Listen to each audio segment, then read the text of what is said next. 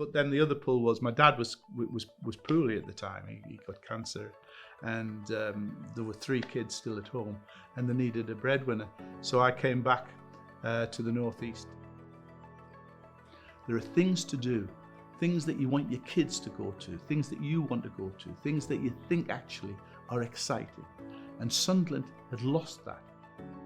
We went in at 9 o'clock in the morning, and somebody came into my office and said, there's a plane just crashed into... I think we all remember that morning, don't we?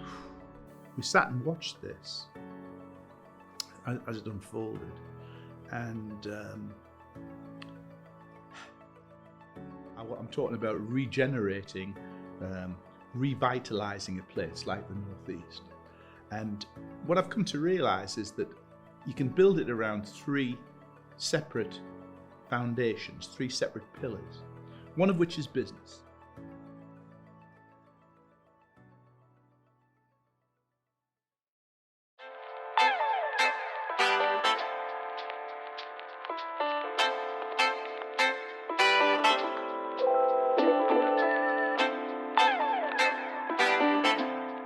Hello again. Welcome to another episode of Northern Spotlights with me, Terry McStay. It's good to see you. And today I'm delighted that my guest is Paul Callaghan. Well, hello. I'm Paul Callaghan.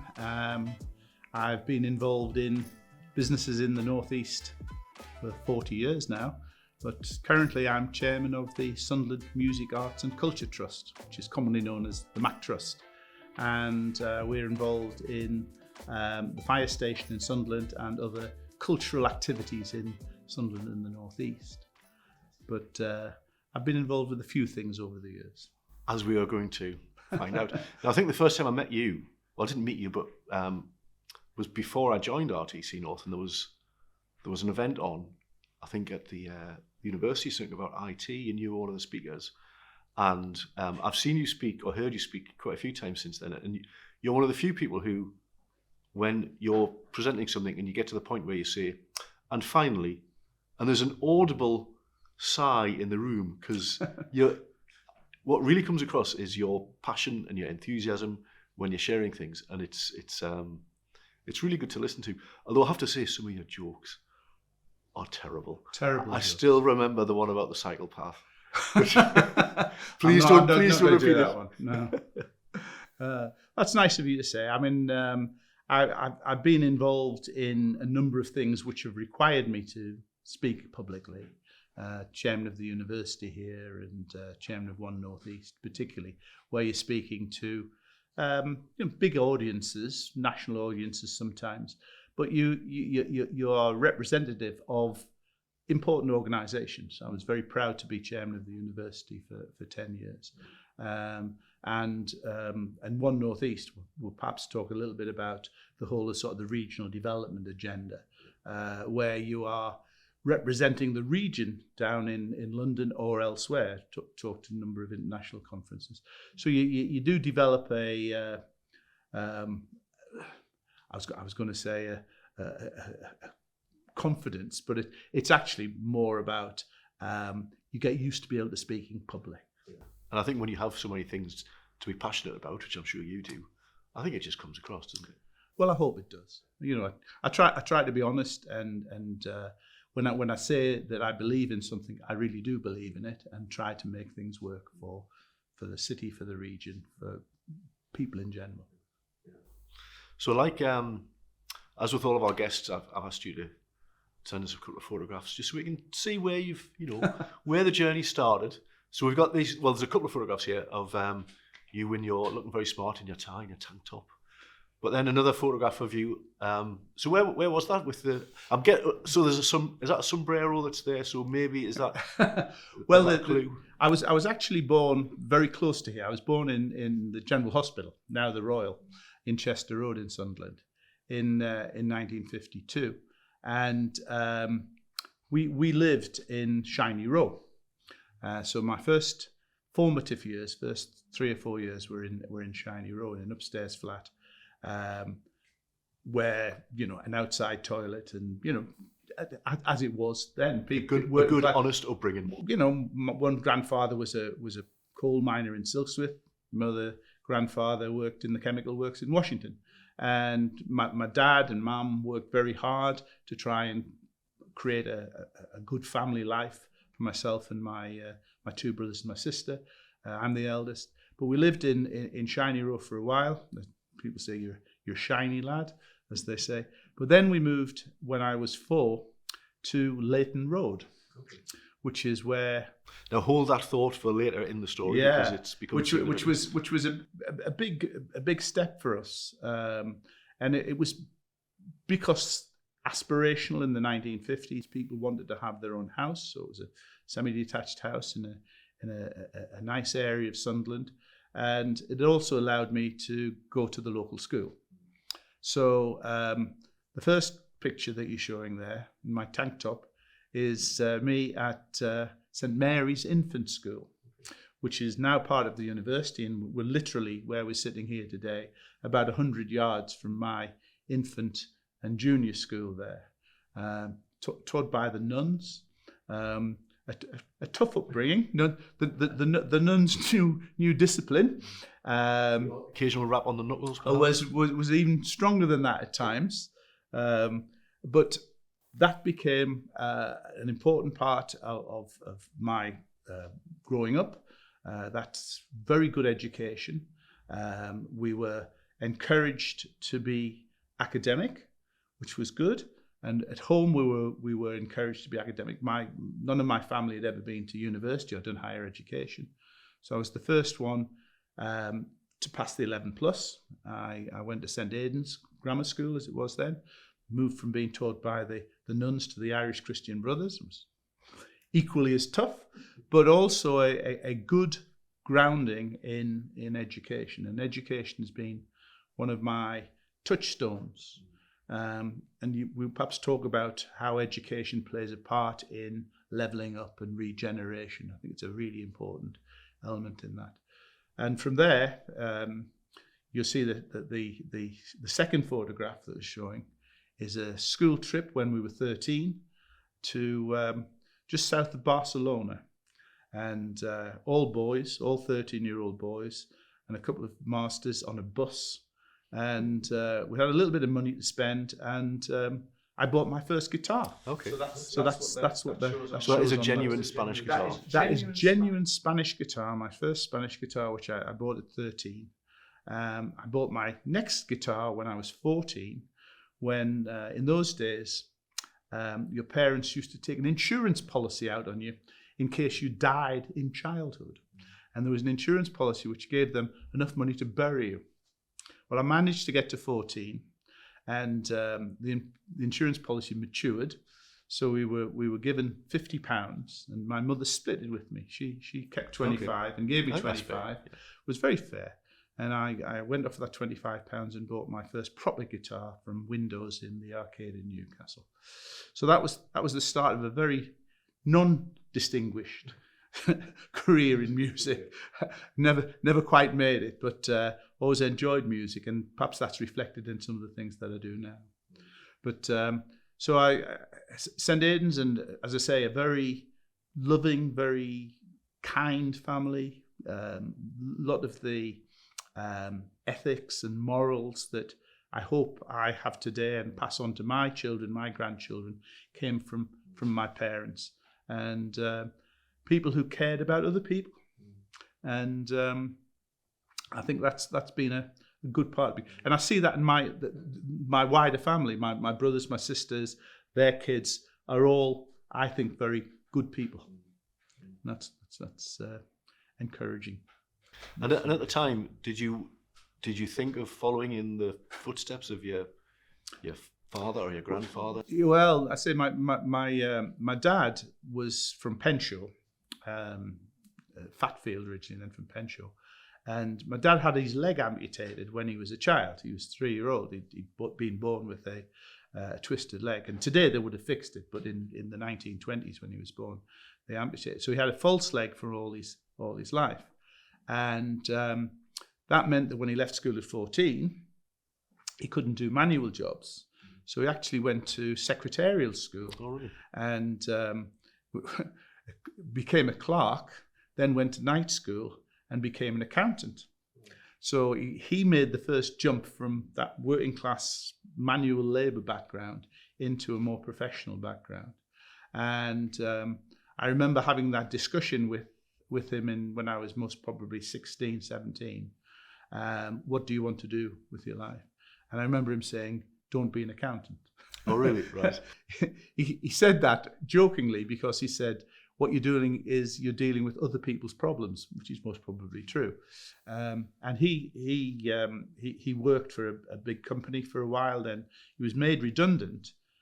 I remember coming home from school at the age of 14, at about 4 o'clock, as you did, and going into the kitchen, and my mum said, "Your dad's in the living room." And I walked into the living room, and I found my dad crying. I'd never seen my dad crying. Nobody wants to see that, does they? Nobody wants to see your dad crying. And my mother had said, he's a bit upset because he's just been made redundant. And she was pregnant, as it happens with my younger brother. My dad was crying, and I very sort of, cack-handedly tried to say, "Oh, don't worry, Dad, And I know you've lost your job." And he said, "I'm not crying about that." He said, "I came home this morning. I've been watching TV, and there's been a pit heap slip in Wales." Oh, of course. "Which has killed a number of children, and it was the Aberfan Day. And so every year when Aberfan comes round, I always think of my dad that day, crying not for himself but for the people there." And he then set up on his own, and he took an office in Vine Place, in just again a couple of 100 yards from where we're sitting now, and as a one-man accountancy practice. And that's what he did for the rest of his life. So he had a very much a foot in Sunderland, and how we ended up getting the name for our businesses, Leighton Group, was that we only had one telephone. Okay. Yeah, and my first business was a publishing business called Business Education Publishers, and my dad let me use his back office. But when the phone came, they picked up the phone and they had to say, "Do you want to speak to John Callaghan Accountants, or do you want to speak to Business Education Publishers?" And he thought this was a bit sort of unprofessional. Yeah. So what he decided to do was to give the building a name. It was actually an upstairs. It was above Jimmy's newsagent shop. And he decided to call it Leighton House, named after the street that we'd grown up in. So when the phone rang, somebody would pick the phone up and say, "Good morning, Leighton House, how can I help you?" And they would say, "I want to speak to the accountants, I want to speak to the publishers." And they would literally pass the phone across. But Leighton House became the name. He then set up a staff agency called the Leighton Staff Agency, which was good because they used to advertise at the ABC and used to get free tickets, so I used to get to see the pictures. But then when we moved into IT, it was the obvious name. So that's why it's called Leighton, and not micro software something or the trendy names. So that's so we've been quite proud of that. And my mum lived in there till she died in 2016. And I still we actually, it was my 100th anniversary of my dad's birth, born in 1923 last year. And so me and my brothers and my sister and our spouses all went for a drink and a meal at the pub at the top of the street and walked down that street. It's nice to have that, isn't it? It is. We're still very much a Sunderland family, Northeast family. My sister has lived in Hull for most of her adult life. She teaches, or she's retired now. But the rest of us see Sunderland and the Northeast as where we live and what we're trying to help change if we can.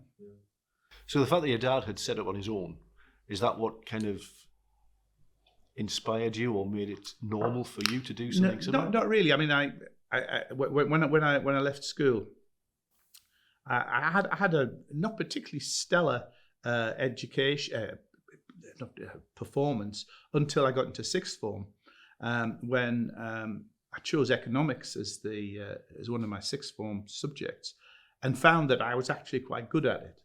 And so within a year, I'd suddenly decided that I wanted to do economics at university. And at the time, this is 1969, there was only one place to go and do economics, which was the London School of Economics. So I was lucky enough to get a place down in London. London was very much a magnet at the time, swinging London.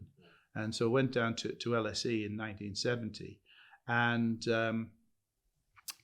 that really gave me a very firm grounding in understanding not just the business world, but perhaps the world in general and how finance, economics, and society operate.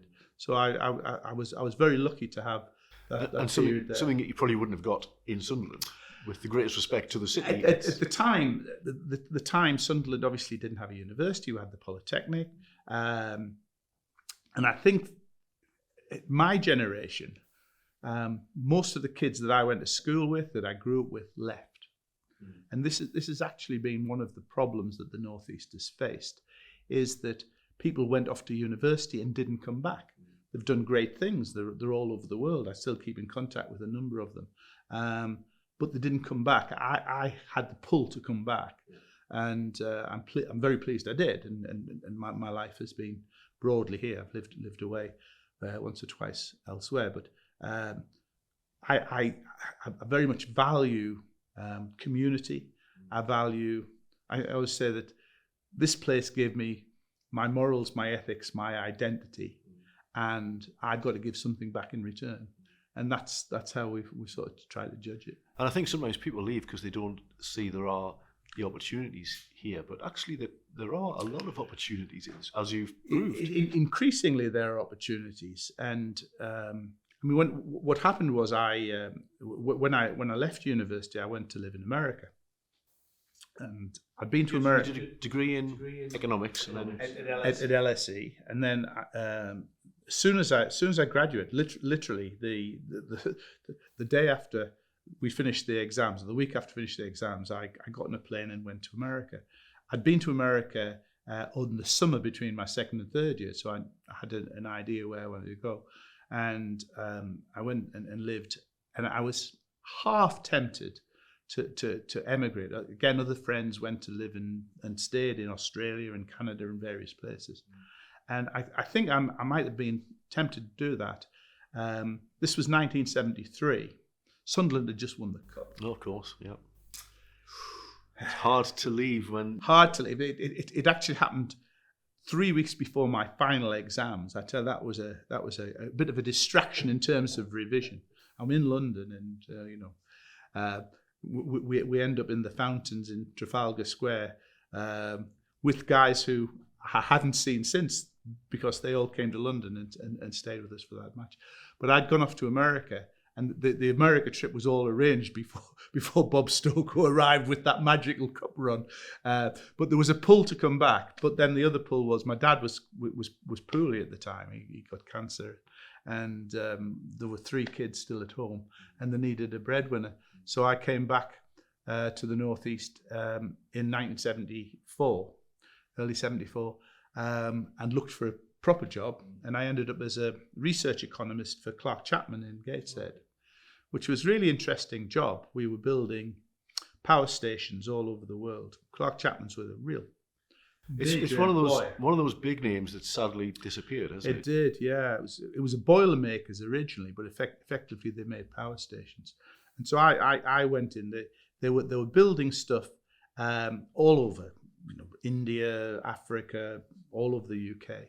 And what they were challenged at the time, mid-70s, was that the economic situation in the world was very fluid.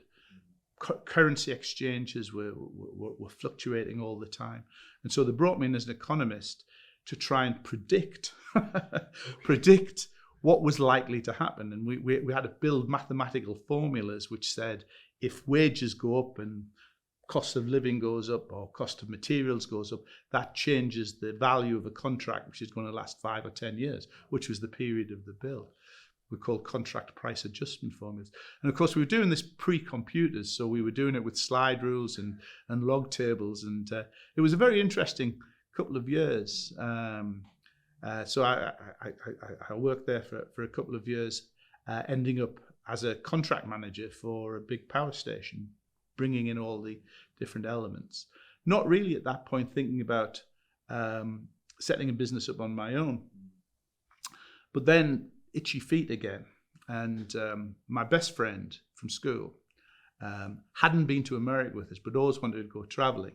Tried to persuade me to do an easy rider on 2 motorbikes across the States. And I was not that keen. So instead we both quit our jobs. He was a physicist, material scientist. And we hitchhiked to India in 1976, overland. Couldn't do it now because you went through Iran and Afghanistan. Afghanistan was fascinating. This is well before all the problems that they had. It was like stepping back 200 years through the Khyber Pass into India, up into Kashmir, and all these sort of things that you did the hippie trail in those days, and then came back from that and ended up lecturing in economics. So I became an academic at Durham. I actually applied at Sunderland at the time. They didn't take me on, which was quite ironic. I ended up as chairman of the university, but they didn't take me on when I wanted a job there in the first place. But I ended up teaching at Durham, at New College, and then at what was then Newcastle Polytechnic. Now I'm getting a picture of you arriving at New College Durham in a mustard MGB GT. Is that? It was actually a blue MGB. Right. Yes. Well, in that case, the lady I was speaking to earlier, who works on reception here, who was one of your students at the time. Was she? She obviously got the colour wrong. When I said you were coming in, she said, Paul used to be my lecturer. That's lovely. It's interesting when I lectured for quite a long time, and you don't remember everybody that you taught, but somehow they remember you, most probably because they thought that you weren't a very good teacher or whatever. But, quite the reverse, actually. She said he was a really good lecturer. Well, that's very kind of her. But yeah, it was an interesting time. But that was really the start of my entrepreneurial journey. And you think, well, how does an academic career lead you onto that? Well, what happened was that one of this was at the time. This is 1976, 77. And business studies was just starting to evolve as a subject in its own right. Up until then, most academic subjects were discrete subjects. You did economics or you did mathematics. And suddenly HNDs and degrees were now in business studies. And there wasn't a textbook. There was no real business studies textbook. And we were approached through a guy who was at Durham at the time, had written for a London publisher, whether I would write a business textbook for first year HND and first year degree. And so myself and 3 others wrote a book called The Business Environment, which was published by Edward Arnold, Hodder and Stoughton, as they are now, and became a bestseller. It was a clear market. There wasn't a lot of other books there. So this was a book which combined law and economics and business into a single volume. And that was quite good because we suddenly became the first book on reading lists at universities and polys at the time and colleges. And I remember getting the first royalty check, and the book was selling at £10. And as authors, we got 10%, so we got £1, but there was 4 of us, so we got 25p. And this struck me that I was on the wrong side of the deal here. So myself and one of my other co-authors, a lawyer, said what we should be doing is we should be publishing. And so in 1910, we should be getting the other. We should be taking the other side. We should be going out and commissioning. We should be writing. We should be doing our own books rather than, leaving all the money in the hands of big national publishers. So in 1979, we set up our first business. And that was the start. That was called Business Education Publishers.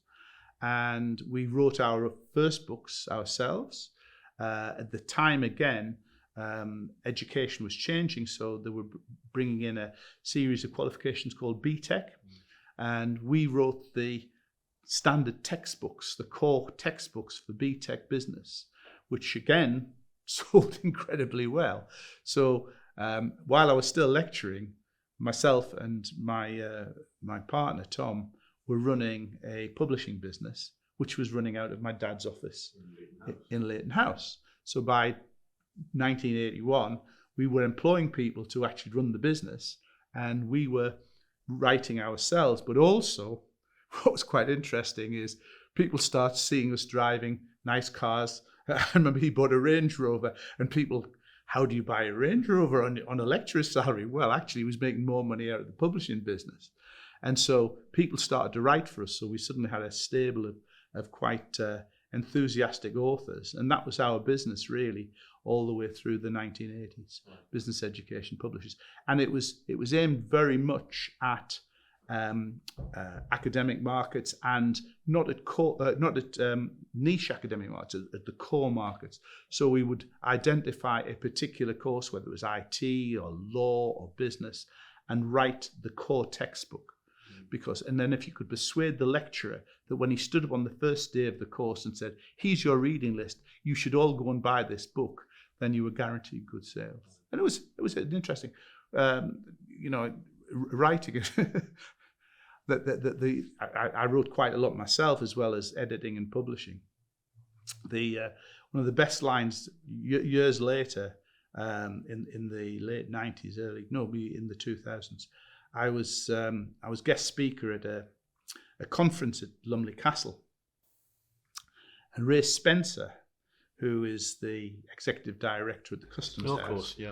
Ray, who's a good friend, but also Tommy the Trumpeter in his spare time, and Dame Bella, is just retiring.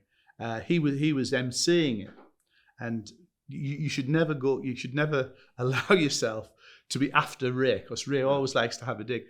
And there were all these guys who were all engineers, and I was saying the Northeast was a great engineering region, and you should invest and all, and train people up here. And Ray's introducing me, and Ray did this big thing where he sort of dramatically pulled out of his inside pocket what he said was my CV, and he referenced this. And then at the end he said, and it says here, Paul's written or edited 15 books. And he turned dramatically to me and said, is this true? And I sort of modestly nodded. And he turned back to the audience and said, hands up anybody who's read any of them. which really sort of put me in my place. You're thinking, right, yeah, I'm not reaching a wider audience. I'm certainly not writing detective novels here. But that was a very interesting business. And we did very well out of it, well into the 90s. And the business still survives, but we've just changed it a little bit. It's now called My World. But what it did was, in that late 80s, early 90s, the big change in technology started to happen. Well, I was going to say, because that's when the world changed, really, didn't it, in the early 90s? The world changed. The internet came along, and we were. I was just going to say, for those younger viewers, there was a world before the internet. It was, and we were both there, and it was very different to what it is now, but it did exist. I sometimes use the expression BG and AG, before Google and after Google. Google's sort of a point, but this is 1992, and 1992. There is nobody on the internet. You're talking about a network in America that's being used by academics and the military. Well, I remember, because I was working for ICI at the time, and I remember this rumor going around about this thing called the internet, and a few of us were invited to the company mathematician's office, who had Mosaic on his PC, and we were just looked. And it was, you couldn't really do anything, but we thought, this is a big deal. Well, I'd gone through the period. I said when I first started work in the middle 70s, we didn't have computers. By the middle 80s, I'd gone and bought my first computer from Curry's in Northumberland Street in Newcastle, and started to do the typesetting for the books that we did, so that we didn't have to send them out to be professionally typeset. Do our own design, our own typesetting. And then the internet came along, and I recognized, I guess because I was interested, that the programming language that you used for typesetting wasn't a million miles away from the programming language that you used to do a website, HTML. And all you had to do was to understand the difference between the two, which I sort of grasped relatively quickly. And so by 1992, we then decided that we would set up a business. And my younger brother, I've got two brothers, my middle brother is an academic but's also worked with us, but my younger brother just finished university, done a master's degree in systems. And of course, it was Sunderland's second run to the cup final, 1992. So he was living in Leighton, but decided that he wanted to be back among the action. So he came back, and the two of us set up Leighton Internet, as it was called, in 1992. Not really knowing what we were doing, other than, I don't think anyone did really. No, I think we were just we really didn't know the way that this was going to go. All that we knew it was very exciting, and that things could change, and how could we actually develop things from this. And so for the first couple of years, we weren't making any money from the internet. Fortunately, we were still making quite a lot of money from the publishing business. So we kept the two things running simultaneously. Interesting enough, I think the internet killed the publishing business, because people suddenly started to get their information off the web rather than going out and buying the textbook. So it was an evolution between old print and putting ink on paper to suddenly it's on a screen. And what you had to do was you had to ride the Well, you were able to bridge those two worlds, I guess. I think by that point we put together a small but perfectly formed team. This was in Leighton. We'd actually moved up the road a little bit. My dad died. I took partners into his accountancy practice. So I was running accountancy practice on the side. We were running the publishing business, and we were running the internet business. And this was in Grange Crescent, just in Sunderland. And it was an exciting time, because what you were looking for were opportunities. And we started to develop websites, not just for ourselves, but for other people. And the first big break we got on websites was we were approached by a building company called Taylor Woodrow. And I think that's the second set of photographs we have there. So they were your first big. That's our first big client, and we actually didn't do a website for them first. We were approached out of the blue, where the guy said, the guy who I'm still friendly with, the guy on that photograph, Peter Dixon, he was the IT director for Taylor Woodrow, and he said, "I want a screensaver." Okay. Screensavers were quite novel at the time. Yeah. BMW had a rather attractive screensaver that people used to have on in offices, where it was like a spotlight over there, and they wanted something like this. And we used to say yes to anything, and anybody asked us to do it. Oh yes, we can do a screensaver. So we developed a screensaver for Taylor Woodrow, which was essentially a crane which turned round and you could see Taylor Woodrow on the side. And they loved it. They absolutely loved this. This is about 1994, 95. And on the back of that, they got to know us. And eventually we did twc.co.uk for them, which was known as the biggest building site on the web. And it was a really interesting development, because we developed a friendship with him and with other people in Taylor Woodrow. And they were doing big contracts. They did in the northeast. They did the arena in Newcastle. They did the Riverside Stadium in Teesside for Middlesbrough Football Club. But they also did part of the Channel Tunnel and various other big projects like that. And in 1996, 97, they were doing South Terminal at Gatwick. They got the contract to do the South Terminal. And they approached me to go to London, and they said, we think it would be a good idea if we could have a system where we could hold all the documentation for a project on the internet. Can you do something for this? And of course, my answer was yes, which was my answer to practically anything that I was asked to do. Yeah, oh yes, we can do this. And had no real idea what we were doing. And gave them a ludicrously cheap price in retrospect. And we came back up here, and I said to the guy who was working for me, who was our techie, can you build us something where people can upload documents and they can be safe and secure? And he said, you mean an extranet? And I said, yeah, that's what we want. Can you build me an extranet? Which he did, and was hugely successful for Taylor Woodrow.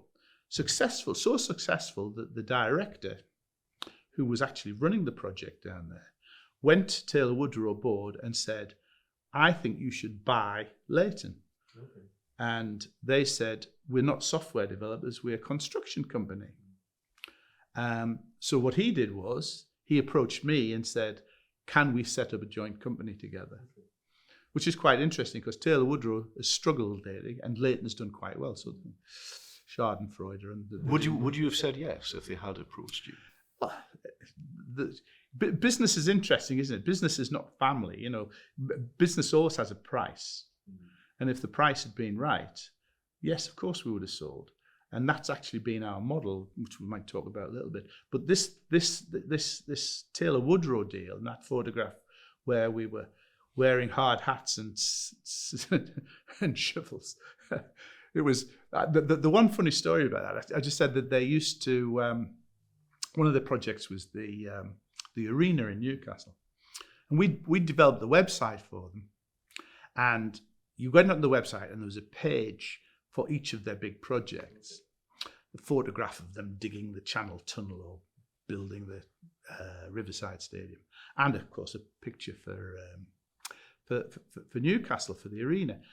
One morning, I'm in the office, like 8:30, and I get this urgent telephone call.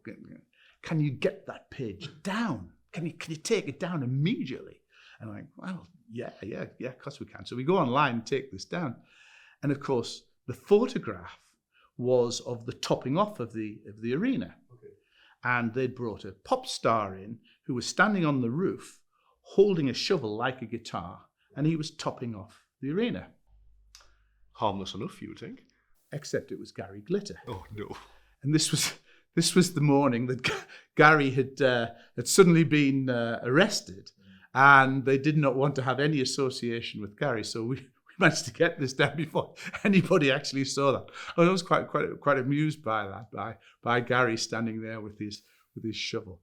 That's the only thing I've ever had to do with Gary. I've never actually met him. But that relationship where we were building websites led us into other businesses. And that's really been, if I was to say, the key to Leighton's success has not been so much in being a web agency, although we are still a software agency as Leighton, is what does that lead you into? And our first big business was in 1995. As you say, this was a really interesting time. Lots happening on the internet. People starting to pick up on it. Businesses starting to say, I should have a web presence. Yeah, even though they didn't really know what that meant. Didn't know what it was. And I'd gone on. I used to troll the internet. Very, very sad person.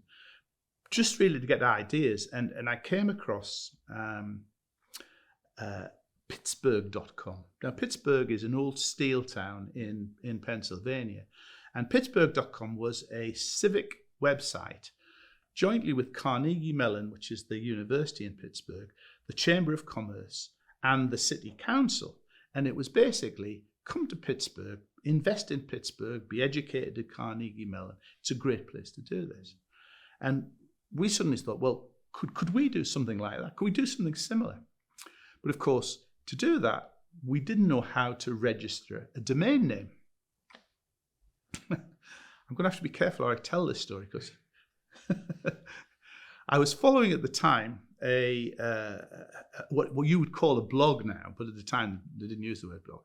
But it was an online website by a guy who called himself Justin's Tales from the Underworld. Okay. And what Justin used to do was to give you help and advice on how to set up websites, how to do coding, how to do his advice on how to to learn how to code was to lock yourself away and steal code off other people while you had a 6-pack of beer there. You know, it was this sort of, it was real sort of down home, silly advice. And Justin, who I had imagined was sort of Jerry Garcia sitting up in the hills above San Francisco, gnarled old techie, and turned out to be a second year at Stanford, you know, as these things do. Justin had decided that he wanted to register a website, and the way you registered a website in 1994, particularly a .com website, was to write to the American Academy of Sciences. Write a letter to them. You had to write a letter to them and prove to them that you were a honest, upright, responsible person who would take the domain. It would still remain there. You would be licensed the domain, and you had to prove to them that you were the right person to do this. So Justin, as Justin would, wrote to them, and I apologize, it is integral to this story. The name that he tried to register was fuck.com, right? So he wrote to them and tried to register this. And they politely wrote back to him and said, no, we're not going to allow you to use this. So he then wrote back to them again saying, what about the freedom of speech, amendment to the Constitution, I can use these words. They wrote back to him again, backwards and forwards. And they refused to give him. There's actually 7 words that you're not allowed to use in domain. I won't tell you what the other 6 are, but that was one of them. Everyone out there is that one. There must be that one. So he published the letters, which actually went between him and the American Academy of Science on his website, where he was justifying his position as a decent person to hold the license for this website. And clearly it appeared to me that if I almost copied those letters, but instead of putting in the F word, I put in Sunderland.com, and I referenced Pittsburgh.com, and I said what I'm going to do is I'm going to run an online community for this city in the Northeast, would just become a city, what would happen? And I put myself and my brother's name as the applicants. So a few weeks after we'd sent it off, we get a letter back, which not only says, yes, you can use Sunderland.com, not to own it, but just to use it at the time, but also to become domain registrars. And my brother is domain registrar. I think his number was 365, and I'm 366 because his first initial is G, Gerard, and I'm P. So that was the way we were alphabetic, which at the time we didn't realize. We were just so delighted that we were going to do Sunderland.com. But of course, it suddenly dawned on us that we could actually register anything. And therefore we set up a business, a spin-off business, effectively, doing domain registration. So that guy in wherever he was Justin actually provided you with the guide for how to start all of that. You know, you should always be looking for help and advice from the strangest places. And I don't know whatever he's done now, but I hope he got his degree at Stanford. That's all I can hope for. Yeah, so we ended up doing this, and it was quite an interesting few years. This is 1995, 96, because as you say, everybody was wanting to get on to the internet. And so what we were doing at first, we became domain name brokers. We would buy domains and then resell them. And you must have been among the first in the UK to do that. We were the first in the UK. We became the first. And what was interesting is we always have a little bit of debate about this, my fellow directors, because it's the same people now, my brothers and the people who were involved with us. One of my directors at the time was the youngest guy, Chris Wiles, who's now, he's chief exec. It's one of our directors, and he's chief exec at footy.com. He argues that he came up with the idea that we should register domainnames.com. Oh, of course, right. And of course, that was it. Yeah, of course. Because then if you wanted a domain, you came to domainnames.com. So we registered domainnames.com, and also we saw that the business was not buying the names of things. So we bought for instance, detectives.com, and then resold it to a detective agency in America, or tires.com, which we resold to a tire company in Australia, we realized that the business was actually allowing other people to use you as a registrar to get their names. We did a deal at the time with FreeServe, who were the ISP that came out of Dixon's and Curry's, and the business just took off. By 1997, we had 150 people working for us. We had domain. We were doing domains. We were the biggest .com registrar in the UK, so that we were still running the publishing business. So how many businesses is this now? We've got. Well, the publishing business was there and still ticking over, producing books. But to be quite honest, I'd stopped writing books. The only book I wrote at that point, 1997, I wrote the official history of Sunderland Football Club. I'm very proud of that. That came out in 1999. So that was going on over there. The accountancy practice was still going on. Leighton was still doing websites and all sorts of stuff. And then domain names was the big business. Domain names just took off.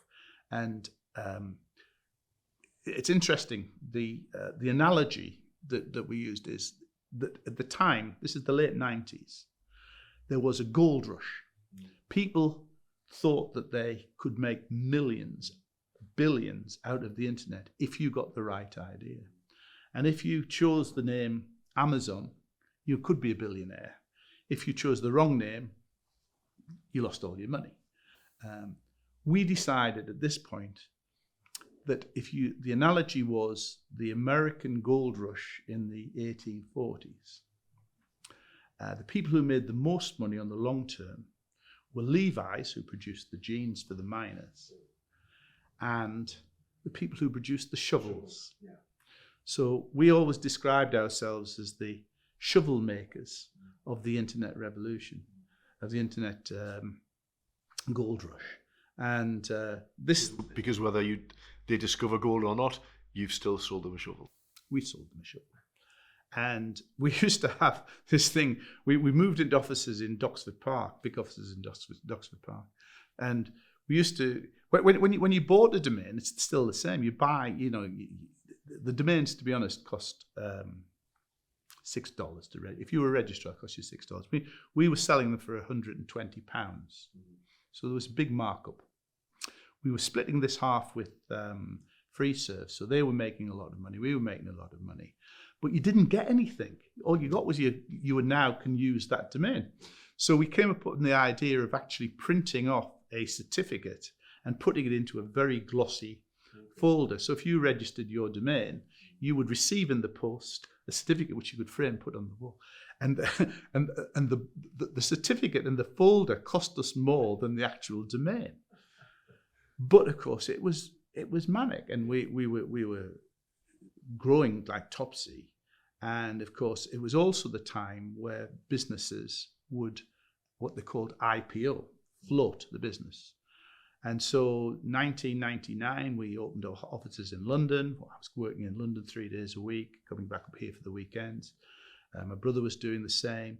We had people all over the world. We were running offices in Hong Kong, in Australia, in the States, and in South America, and in Europe. So we had this global network, and we were looking to float the business. We got advisors, estate agents, if you want to call it, who come in and say, yeah, this is a viable business, you can sell this. This was my first experience of having a business that had value. Right.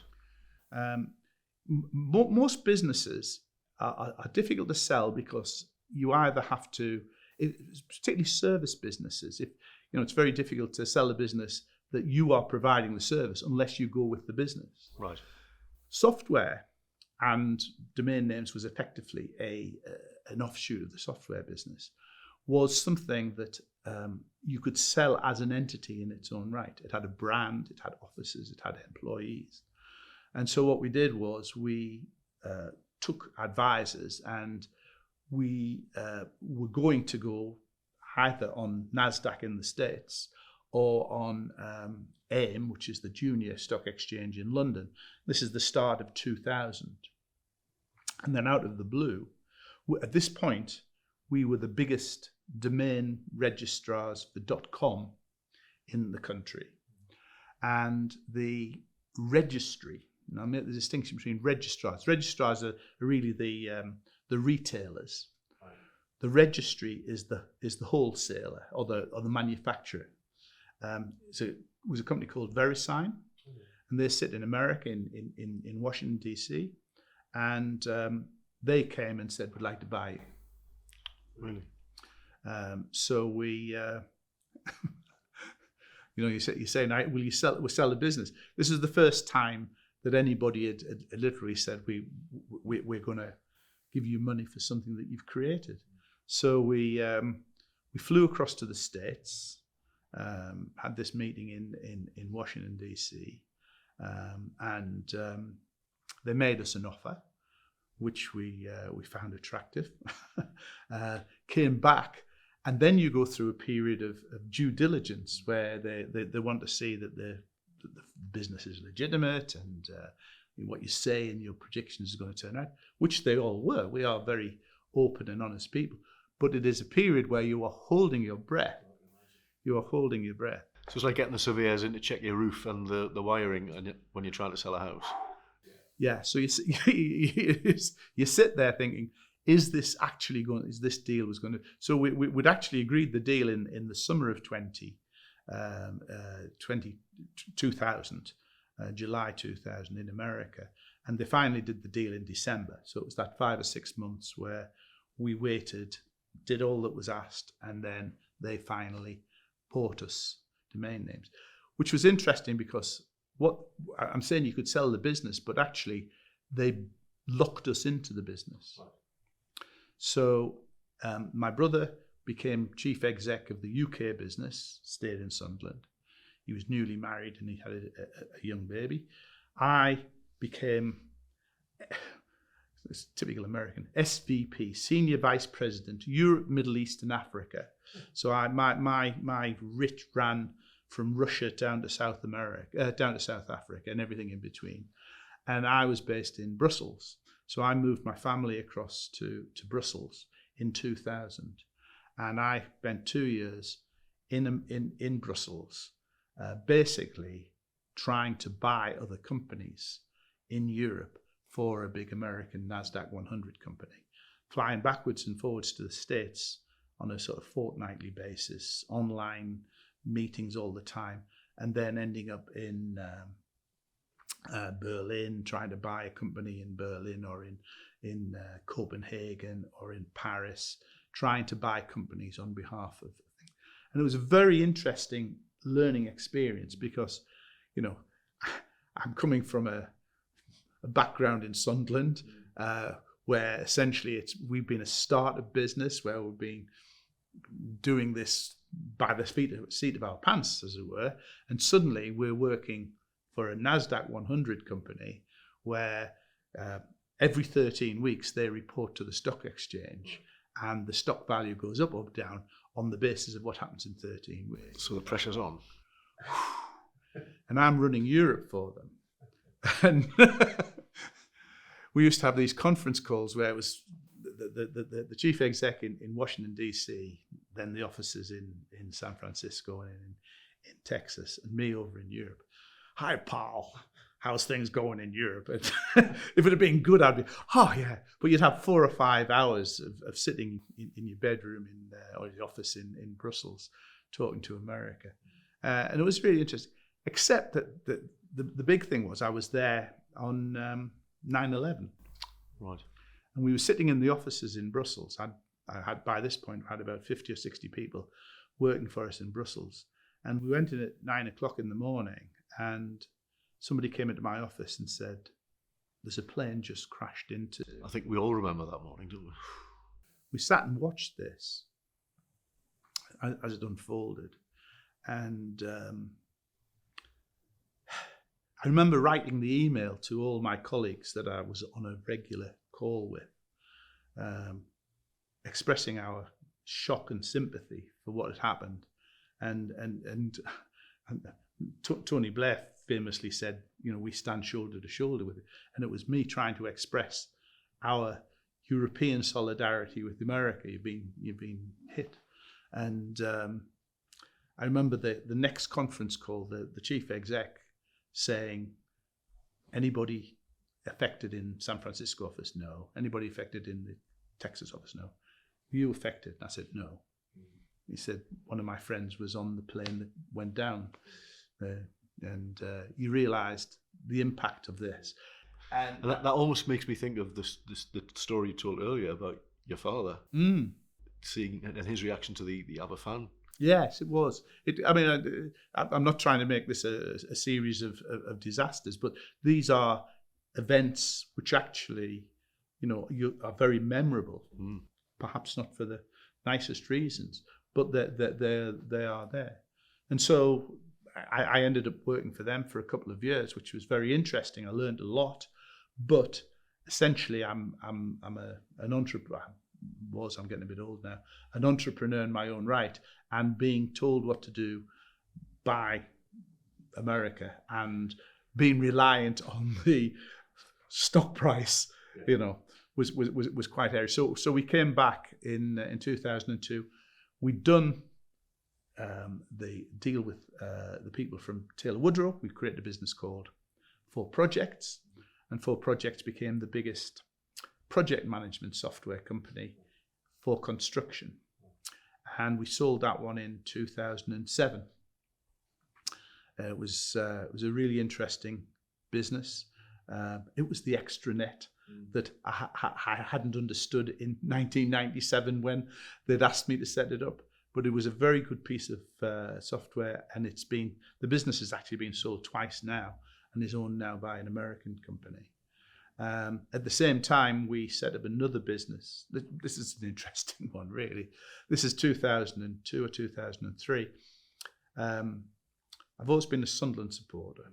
I think we've established that. Yeah. I'm very proud that I actually was the editor and co-author of the official history in 1999.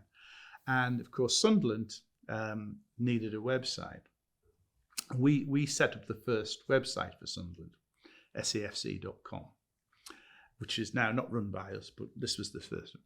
And in 2001, they came and said, we'd like to use email to reach our customers, our supporters. And they had a database at the time, I think, of 4,000, 5,000. So they commissioned us to do something to try and increase the database and to give them a way of actually getting to their market.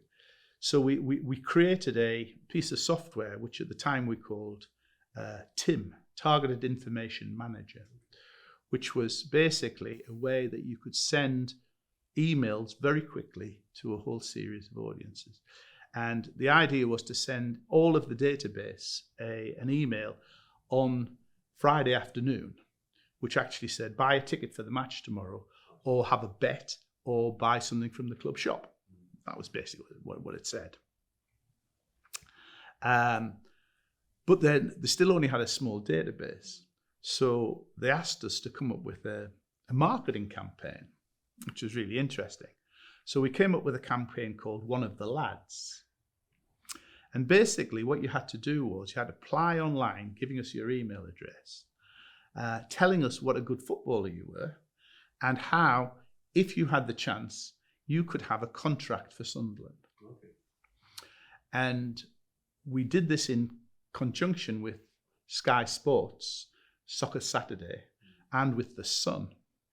And we got literally thousands of people saying, and if you won it, you got a proper contract with Sunderland, with Reedy.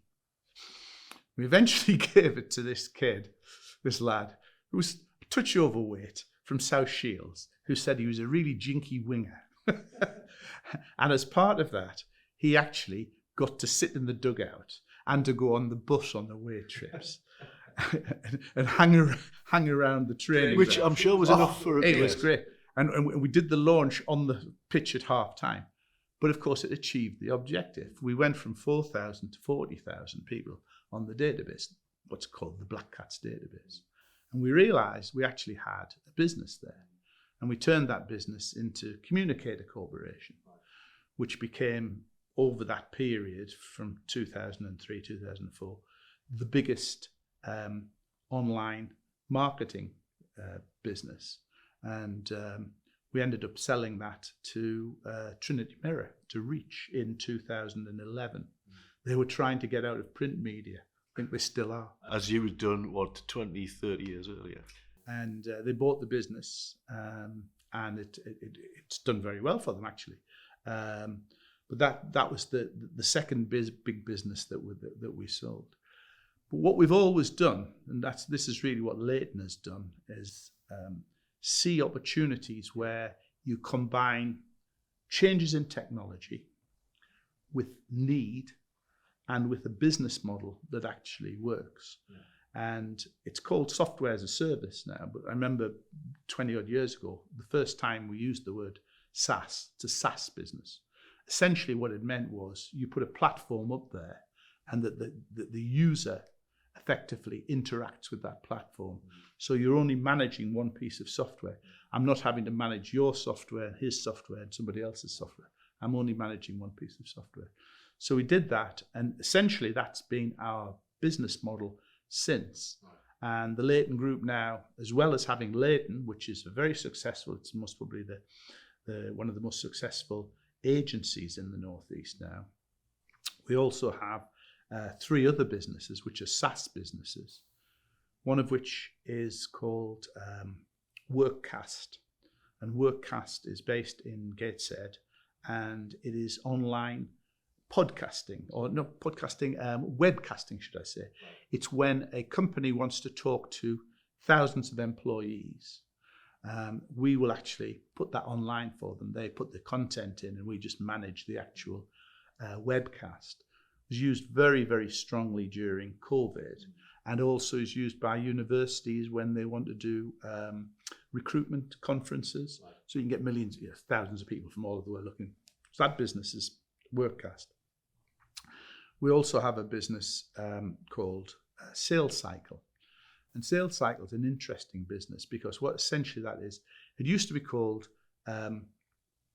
shopping cart recovery software. Right, yeah. So when people put something into their shopping cart and dropped out, we would intervene and recover it from them. It's now called remarketing software. And this is most probably our biggest business now. And essentially what Sales Cycle does is it does what it says. If you are selling anything, whether it's clothes or airline tickets or jewelry or anything, and a consumer comes onto your site, we can track that consumer through the purchase process and see where they drop out. Yeah. And it's then up to the retailer to decide how to remarket to that person. So if they've got to the stage where they drop out without actually putting anything in their basket, then it may be to do with the offer, or it might be to do with the website itself. And we can say that this is the issue. Change your website. It's that step from that. But if they actually put something into the basket and then don't buy it, we can then email them, we can send messages to them, depending on what information we have. And the person will have given that to the retailer. And the retailer decides what they want to do. And they may say, you've left this in your shopping basket. If you come back and buy it within the next 24 hours, we'll give you a 5% discount. Or we will give you a special deal next time you come. Or we'll give you, and that's not ours. All we do is we provide the software to do it. So that business now is a global business. We work with many massive companies. And Sales Cycle is a really, really good idea. And it came again from an idea. Leighton was doing the website for Malmaison. And what we saw was people going on and booking hotel rooms and then dropping out. And so can we not turn that into a standalone business, which is what we did. And then the third business, which is not Leighton, which is under the Leighton Group, it's called footy.com. Where did we get footy? Well, remember those domain names days? We bought a lot of domains.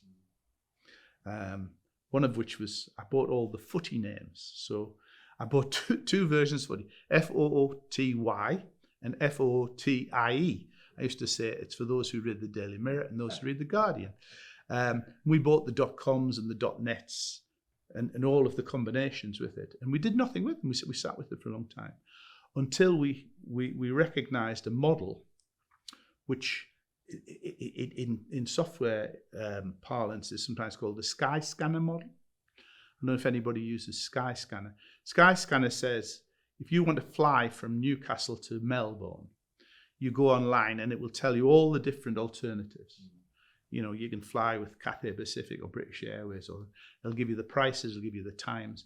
And effectively, it doesn't hold any seats. It is the middleman between you and your choices and the ultimate supplier of the product. And footy.com is exactly that. We are the middleman. So you say, I want to buy a Barcelona second team strip from last year for a 16-year-old. You can come onto footy.com and we will give you 3 options. Right. And you then say, well, I'm going to go for that one because I think they're likely to provide it, or this one because I think it's cheapest. That's the consumer choice. And you are then directed to the seller's site and we take a percentage on the deal. So it's the place you go for anything football related, essentially. Kit, boots, trainers, training kit, anything to do with football, footy.com. And we have fantastic marketing people. I mean, marketing is all you've got. If you get the software of any business, you get software right. Then it's how do you sell that? And footy is a really interesting one because we were actually approached by the Australian footy rules people who wanted to buy it. And we could have just sold the domain. But instead, what we've done is we've created this business. And if you go onto YouTube, our footy YouTube channel, we did a wonderful, I didn't have our marketing people, got really good marketing people, did a fantastic video for the Women's European Championships, where we did it in collaboration with one of the big suppliers. And it's a girl. It was filmed in Thompson Park in Sunderland, running along, kicking a ball. And suddenly she's at the Stadium of Light. She's the beacon of light. And she scores a goal and she's standing next to one of the lionesses. And you want to buy. And what happened, amazing really, the growth in women's football has been tremendous, led by things like that. And it's suddenly increased our market dramatically. And so now we have a big marketing campaign for women's football equipment. So it's actually about not just building the software, it's understanding the business model. How do you charge for it? How do you build relationships with potential customers? You know, and it's a very interesting. And those businesses now are all standalone businesses. I'm fortunate that I'm getting to the age where I can be young Mr. Grace, if you remember the Are You Being Served? I have extremely good chief execs and executives, and we've got very, very good board members, many of whom, most of the people who are still with us, have been with us for a long period of time. People sometimes say you work for Leighton for 30 months or 30 years. And I think that's quite important, that you build up an understanding. We're very hot on ethics and morals. We're not sharks. And if you work for us, you have to be decent. Sure. And once you are decent, you do well with us. And so that's where we've got to. We've got a very nice group of software businesses. And it seems that the common thread in all of that is seeing an opportunity that has either dropped in your lap or that you've spotted somewhere, and just, even if you're not sure what it is or what it, just grabbing into, let's do that. Yeah, I mean, I think, in many respects, it's a combination of being willing to be innovative. what you're doing is you're saying, what's going to happen in the next 6 months, 9 months? I mean, we're not into artificial intelligence. And I'm perhaps, if I was 20 or 30 years younger, I would be looking at AI very, very strong, because I can see that's next. But we got into the internet, then to broadband, then to online, Web 2. And so what you're trying to do is you're trying to anticipate where the technology is going. And then what you're doing is you're looking for need. And you say, how can this solve a problem? What is the problem? And you've got to understand business to understand why businesses have a problem. And then what you try and do is can we create a solution to that business? And if we can create that solution, can we then turn it into a business in its own right, which stands alone and runs? And then if somebody comes along and says, we'd like to buy it off you, well, that's fine. It's like buying and selling houses. It's not like buying and selling children. Your children are with you forever. The house that you live in is where till somebody comes along and says, I'd like to buy a house from you. And I think the interesting thing is that what you've described there is a series of questions, not a series of answers. When you saw the internet on the horizon, you or no one had any idea of how it was going to turn out, but you didn't have the answer to that. No. You dived in and started swimming. And it becomes really exciting. When you're at that sort of edge of technology, I was going to say edge of technology. The first time I remember sitting at home and getting a voice connection with Japan, and this started talking to somebody over the internet in Japan. This had been the early 90s, 92, 93. Wow, it's amazing. Now my grandchildren have their own laptop, and as soon as they come in from school, there's a 3-year-old, a 5-year-old, and a 7-year-old. Granddad, and they're sitting there, and I'm FaceTiming them, and you're thinking, well, that's it's 30 years, but where are we going to be in the next 30 years? Who knows where technology is going to take us? You can see trends, you can see possibilities, but it's willing to take a bit of risk. And once you've had your first success, and I sometimes say that domain names was the basis for lots of them, because what it does is it gives you some resource, which is always handy. Your children are not going to go barefoot, and that's good. But it also gives you experience and confidence. And that's what I say to people who are running their own business. You've got to be confident in yourself and in the people who work with you, and you've got to be confident in your idea. And some of them will collapse. I mean, I could sit here and talk all afternoon about the business ideas that haven't worked. We'll concentrate on the ones that have worked. But sometimes they fail, and that's part of business. And if your failure is that's it, I'm never going to do this again. Well, perhaps you're not. You're in the wrong game. You're in the wrong game. Yeah. It is a risk business. It is a risk business, and it's been a really that side of my life has been very exciting, very rewarding, but it's also given me the opportunity to do other things, which I'm doing now. Which is a very good segue into the fact that you kind of brought us up to date in some ways. So should we stop and have a cup of tea and a biscuit, and then we're going to hear about these other things you've mentioned? I would love a cup of tea and biscuit.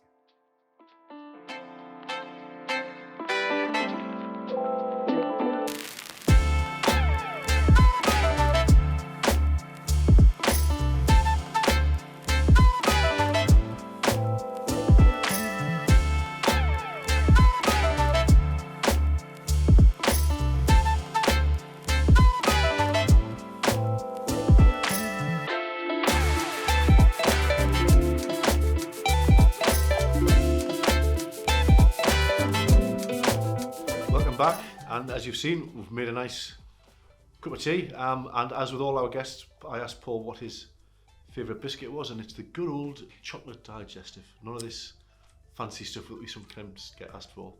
Well, actually, as I was just saying to you when we were off camera there, I'm actually a vegan, and this is my one of my exceptions. I like a chocolate biscuit. So this is a special treat. This is an exceptionally special treat. I wouldn't normally eat as many as these. Thank you very much. Very good of you to share your treat. You asked me what was my favourite biscuit, so it was good. Thank you for that. So how long have you been a vegan? What was kind of the behind that?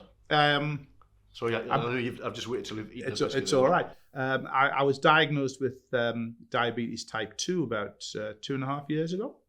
And at that point, I think I was, like many men of a certain age, overweight, didn't do enough exercise. And diabetes can be quite a debilitating disease. Being in the family, it wasn't particularly to do with lifestyle. But I decided at that point that I would try and lose some weight. Read an article about veganism, became a vegan literally overnight, and lost 2.5 stone. And wow, without really trying too hard. Absolutely. Eating stuff that in the past I would have turned my nose up, I wouldn't have even been able to pronounce some of the stuff that I now really enjoy. And if you get good vegan food, it's tremendous. Different flavors, different textures, and all sorts of stuff. So I'm good, although I am tempted by the odd chocolate biscuit. Well, I think chocolate is an exception to many rules, isn't it? Which are you giving me a blessing? Bless the chocolate. Yes, here. Papal exemption for the chocolate. Thank you. Because we had a similar conversation with Angela McCosker on another episode, and I think she'd been a vegetarian for a long time and then became vegan through veganuary and couldn't believe the difference that it made and would never go back. Well, it's you don't get tempted to a bacon sandwich, and I really, it's done me a lot of good, and I'm very happy with it. But, so we've talked about, or you've talked about rather, the various businesses that you've grown and in some cases sold, and now I guess you're at the stage where we have a great team managing them, which has allowed you over the last few years to do some other things and explore some other passions. Yeah, I mean, I think I've been extremely lucky in that many people who run businesses are on their own. If they decide they're going to do something else, the business suffers. Yeah, I'm lucky that I have been able to step away. My involvement in other things really started in the late 90s when I got involved with the university. We did a thing called the University for Industry project. And when I came back from Brussels, as I say, I had 2 years in Brussels working for the Americans, I was approached to get involved with Business Link in Sunderland. Right. And at the time, Business Link was Business Link Tyne and Wear, and there's a Business Link Northumberland, there's Business Link Teesside. And I became the chairman. I was asked to be the chairman of Business Link Tyne and Wear, which I did for a couple of years. I also got involved with RTC North. I became chairman of RTC. For the while, yes. I became. So I was doing that as well as doing my business side, and I also got involved with a thing called the Entrepreneurs Forum, meeting some really good people. We were just talking earlier about Julian Leighton and excellent people, where we were mentoring and helping and supporting because we didn't think there were enough entrepreneurs out there in the Northeast. But all this was really because I was interested in economic development and business development and other things. So I came back from from Europe and started working in Business Link. I was then approached to actually merge all the business links. So we merged Northumberland, Tyne Wear, County Durham and Teesside into a single business link. I was also asked to go onto the university board, which I did, and also I was involved in setting up an academy at Red House, which was to allow us to get funds from government called Building Schools for the Future. We had to do some academies. So suddenly my interest in business had sort of morphed into other areas. And I sort of developed a view of regeneration. I'm keen to try and talk words like leveling up. I'm not a great one about leveling up. I'm talking about regenerating, revitalizing a place like the Northeast. And what I've come to realize is that you can build it around three separate foundations, three separate pillars, one of which is business. And if you don't have good business, good economy, good jobs, prospects, career jobs, then people won't stay. You need an entrepreneurial culture, and part of the problem with the Northeast was that up until the 90s or the 2000s, a lot of people came from families where they had been working for big organisations, whether it was the coal board or the steel industry or, one of the shipyards. There weren't a particular, there were relatively small numbers of people who actually came from backgrounds where setting up your own business and running your own business. Because there was almost no need to, was there? There was no need to. Jobs were easy to come by in those days. Things changed, obviously, through the 70s and the 80s. So business is key, and a strong economy is key. And I'm very happy the way that things are happening in the Northeast.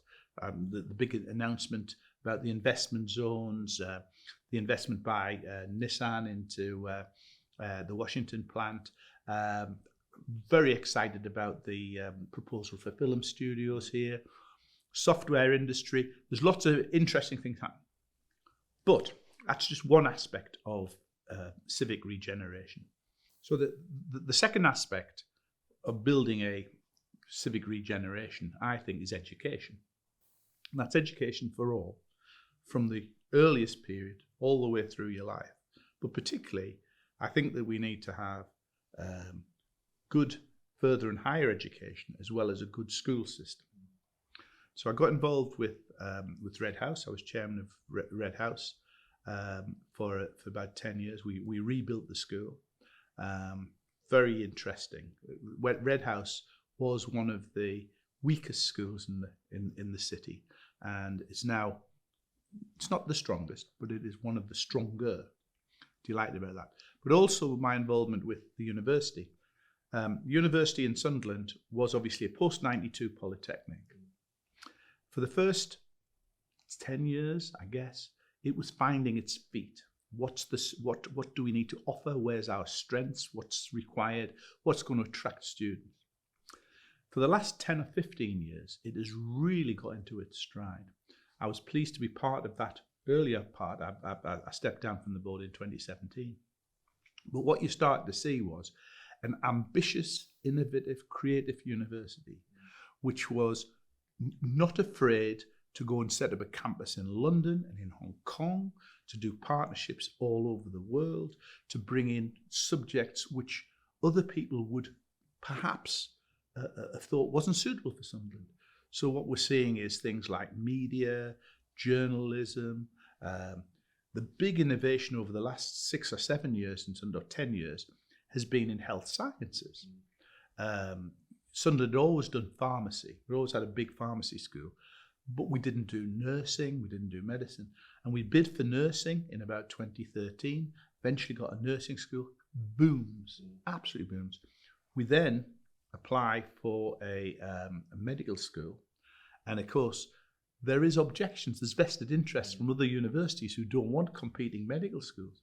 But of course, it's turned out to be a fantastic success. And also the government recognises that with the world situation, they perhaps don't want to be importing doctors from elsewhere. They want more people who are homegrown, and particularly people who come from the Northeast, who become doctors and stay in the Northeast after they've qualified. So again, just a few yards from here, we've got the new medical school. We bought that. That used to be a tax office. We bought that when I was chair, turned it into the medical school, and with part of the money we built this building, the Hope Street Exchange.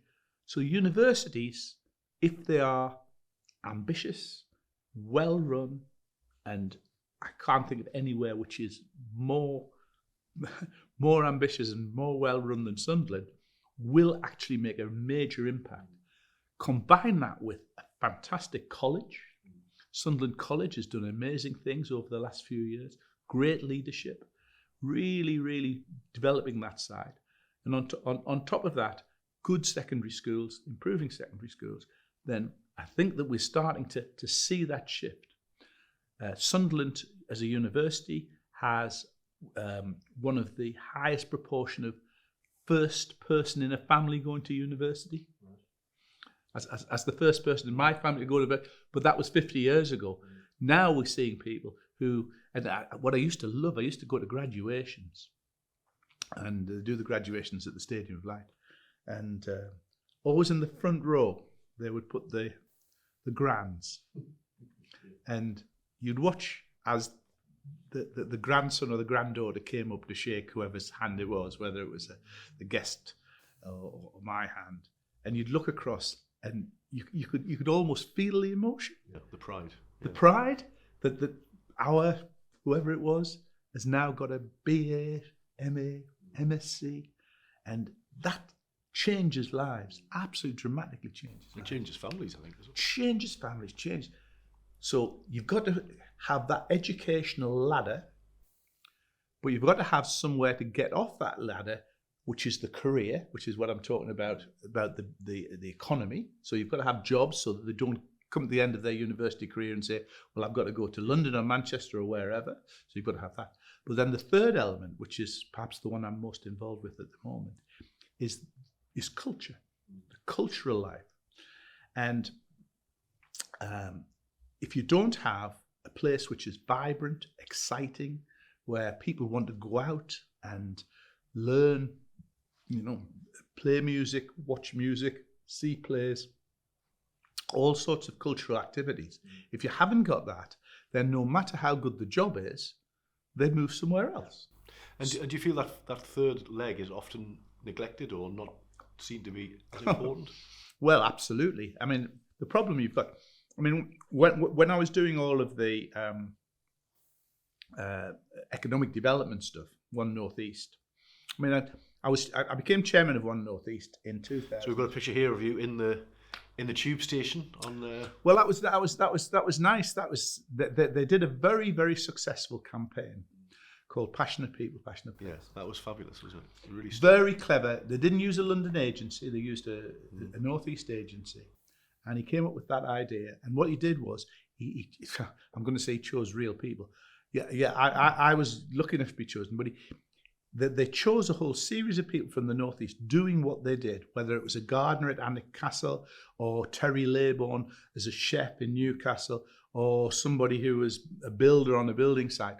And what they were basically saying is that the North East is about the people, it's about you, and you are passionate about where you live and what you do. And I was lucky enough, it was before I joined One North East, to be asked to do the one for business, as it were. And I stood there, and of course they project behind you, or they superimpose the university, which was great. And of course it then goes out to the wide world, and there's nothing more unnerving than as you get off the tube and suddenly you're there 20 feet high on a tube station wall. I got a lot of ribbing off my mates who'd ended up in London, just seen you in Victoria or King's Cross or wherever it was it ended up. But very, very successful campaign. One North East, as a regional development agency, was a major factor for good. Not only did it have a reasonably sized amount of money, when I stepped down as chair, or last year, we had a budget last full year, about 300 million, 330 million a year to spend. But what it also did was it was controlled by people from the North East. It was incredibly well run. One North East, I thought, was extremely well run organisation that did lots and lots of really good things. And what we did was we looked at the area, and the area was 2.5 million people from Berwick in the north, all the way through Northumberland, County Durham, Tyne Wear, all the way down to Teesside, and decided what their strengths were and how we could increase that strength, and then also how we could add to that. And we were trying to create jobs and industry. So you would look at Teesside and you would say, can we do something to prop up the steel industry? Tricky. What we can do is we can put a train manufacturer in Darlington. What can we do? We can develop the chemical industry, the process industries in Darlington and in Teesside. You would look at County Durham, you would say, okay, what we'll do is the university's a strength. We'll put Net Park at Sedgefield. We'll invest there, new industries. Newcastle, we turn Newcastle into a science city. Sunderland, we decided we would concentrate on things like software, Sunderland Software City, which we established in 2007. Northumberland, new and renewable energies. all of these things actually were building on the strengths. Nissan, we helped Nissan develop its electric car facilities, doing a lot to try and build up that industrial base. Once that went in 2010, it was a strange time because I'd been made chair of the RDA, and the next thing is we have an election, and the election we have a coalition government who determined on cuts. Now, at the time, we thought that the better RDAs, which was essentially the North East, Yorkshire, West Midlands, would survive. But the decision was we're going to scrap all of the RDAs. And I was persuaded to take the job of chair of all of the RDAs for the last 2 years. So my job between 2010 and 2012 was to oversee all of the assets that the RDAs held, right, and try to ensure that basically the money didn't end up in Buenos Aires, to put it bluntly, to make sure those assets went back to places that they would be reused. So in Sunderland, for instance, we had the Volk site. In Newcastle, we had the brewery site. There was sites all over the place. And what we were trying to do was to put it into the hands, sell it, or gift it, depending on how it worked, into people who would actually do something with it, which were usually local authorities, universities, colleges, people. So it's a really... And in fact, one of those places was the Northern Design Centre, which is where we do a lot of absolutely work. Well, essentially, the Northern Design Centre, it's interesting, when we came to that period in 2010, the government, the new government, the coalition government said, if you've got any projects which are on the stocks, if they cost more than £10 million, if they cost more, you have to refer them to London. If they cost less than £10 million, you can go ahead with them. So you may wonder why Sunderland Software Centre, the Northern Design Centre, the Biscuit Factory, all cost 9.9 million. And have little bits missing that were on the original plan. I was on the planning board for the design centre for the North, and it had another floor. It did, yeah. And we ended up losing the floor, and it's now got sort of a little kind of sculpture thing on the, and that was to keep the price. But at least it got built. It brought it down from 15 million down to 9 point whatever it was.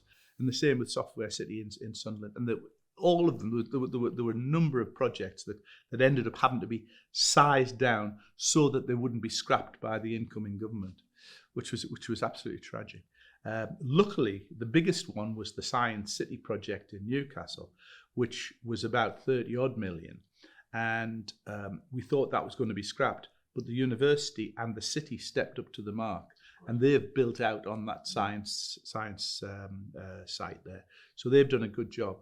But what replaced it was essentially the LEPs, which are good people.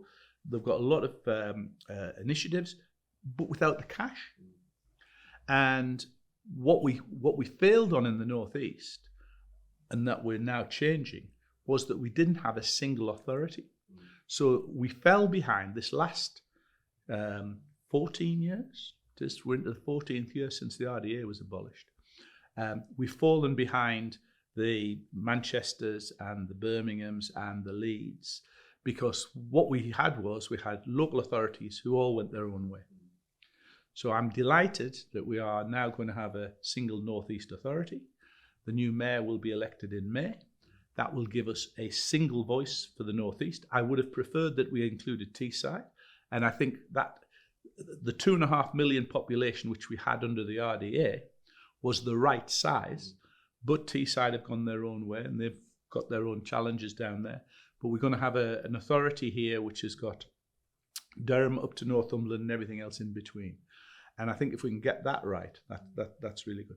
But I came out of that in 2012, and I'd suddenly, never mind the businesses, I was suddenly sitting there almost chomping at the bit. I'd gone into 2010. I was going to chairman of the RDA. I had big budgets, £1 billion every 3 years. What can you do? And we had plans to develop East Durham, Coalfield, concerts, other places like Sunderland, southeast Northumberland, all iced. Absolutely so frustrating. So I looked at Sunderland, and I'd been lucky that I'd been asked about 3 years earlier, about 2009, to be chairman of Live Theatre in Newcastle. Now, Live's an interesting place. It's a relatively small theatre. It's only got 180 seats. But it's a really vibrant, lots of exciting new plays and lots of youth theatre, lots of really interesting stuff. And I had a great chief exec there, a guy called Jim Byrne, who was even though he was in the arts sector, he was very entrepreneurial. And he and I together developed a model which became a national exemplar about how arts organisations can survive by establishing what we call social enterprises, income streams. And so if you know Live Theatre, it's just off the quayside. We ended up buying the whole quarter.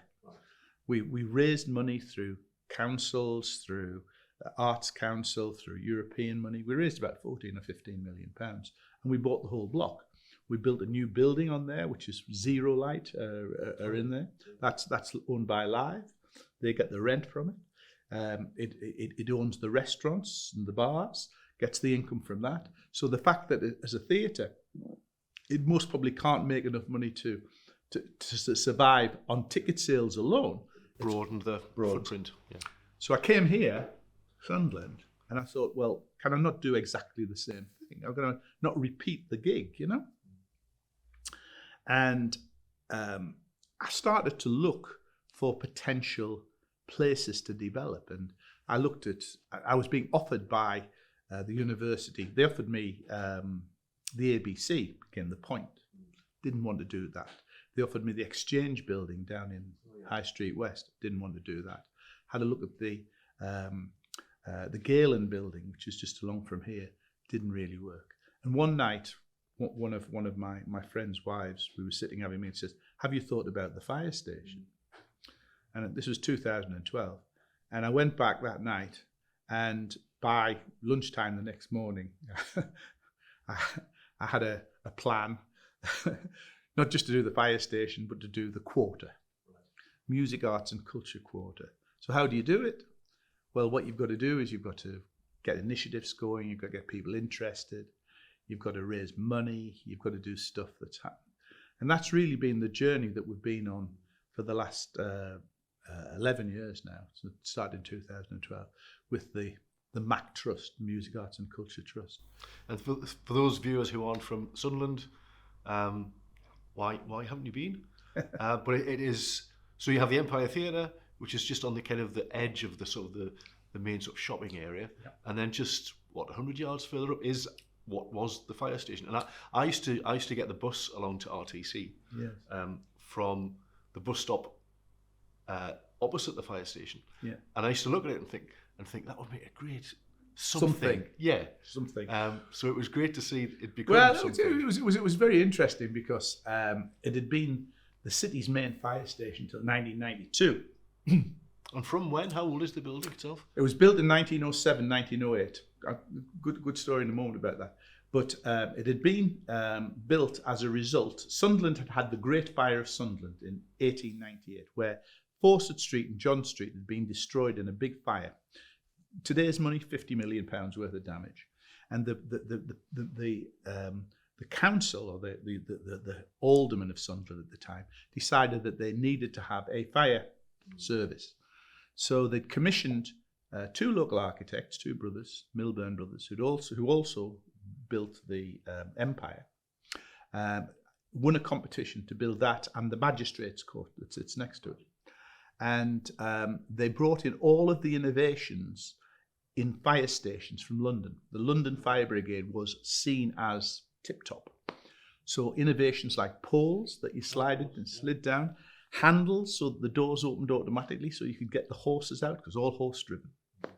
And they opened, built it in 1907 and opened in 1908. Big ceremony, opened both the fire station and the Magistrates Court. But coincidentally, not a lot, as they say, not a lot of people know this. A month later, on the 22nd of February 1908, Baden-Powell, the founder of the Scout movement, came and inspected his first Scout parade, which was a troop of scouts formed by Colonel Vaux from the brewery. Colonel Vaux was his pal when they both served in the Boer War in South Africa. And Powell had come back and decided that he was going to try and instigate this movement for young people, which was about comradeship and do-it-yourself and all the things that the Scout movement has now become. And he wrote a thing called Scouting for Boys, which was published that month, right? Vaux, Colonel Vaux, was the first one. There was one in Glasgow, there was one elsewhere. Vaux decided he was going to form the first ever Scout troop. Sunderland, Vaux, number one. Vaux, number one. And what he did was this is a bit entrepreneurial, the Echo boys used to buy newspapers from the Echo and sell them on the street corners. And they would pay to buy them off the Echo, and then they would make a profit by selling them on. And what he said was, any Echo boy who has any papers left by 6 o'clock, if you bring them up to us, I'll buy the papers off you. Well, that was great, because the Echo boy said, well, we don't need to bother selling them. We'll just go up and he'll buy them all off us. And he put together the Vaux own troop, Sunderland number one. He lengthened the money to buy the uniforms from Reynolds Army and Navy stores in Derwent Street. This is true. And Baden-Powell arrives on the 22nd of February in Garrison Field, which is directly behind the fire station. It's where the old police station is now. And he inspected the troops, and he gave them all a little memento, a fleur-de-lis, little fleur-de-lis badge, which has become the emblem for scouting and guiding throughout the world. So it all started that same month as the fire station opened in 1908. Interestingly enough, it was the same time that the Empire opened, because the Vesta Tilley opened the Empire. And so this was a period in Sunderland of great affluence, working class affluence. People had jobs, they had money, they took pride in their city. The architecture there, which is the Empire, the fire station, the Dun Cow, what's now the Peacock, are all known as Edwardian Baroque. This was the period from the turn of the century until the First World War. And Sunderland was doing extremely well. Shipbuilding, mining, glass, we had all of this happening, and people had money to spend, and it was being reflected in public services like fire station, and also in shows like the Empire had to offer. All turned round after the First World War, built again, and then of course in the Second World War, this is just an interesting story. When I started to do the fire station, I applied to Heritage Lottery for a grant to help us do the thing.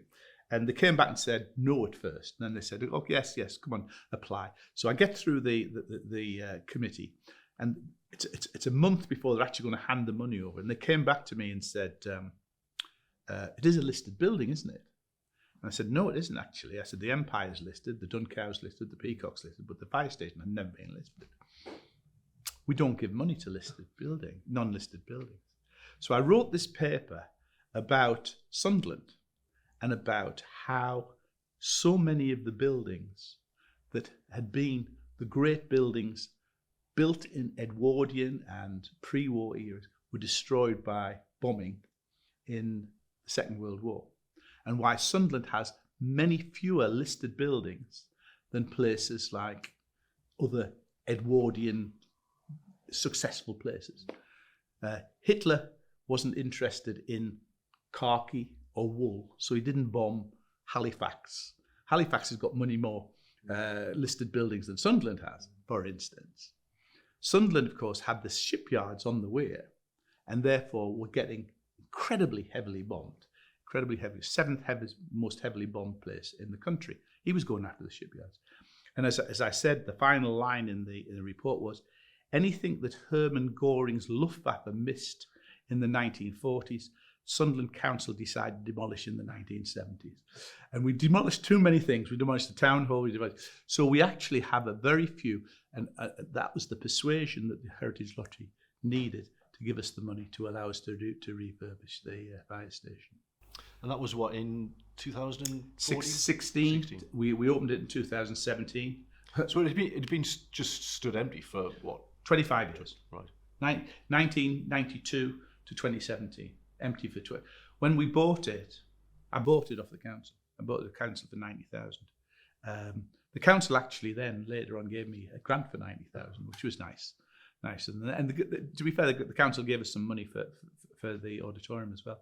The auditorium was built on the car park that had been bombed in 1943. So the actual fire station itself is a bar, restaurant, and then next to it is the new building, which is the... Yeah, the fire station, we kept the original building, and where the engines were housed is the engine room, that's the bar, restaurant.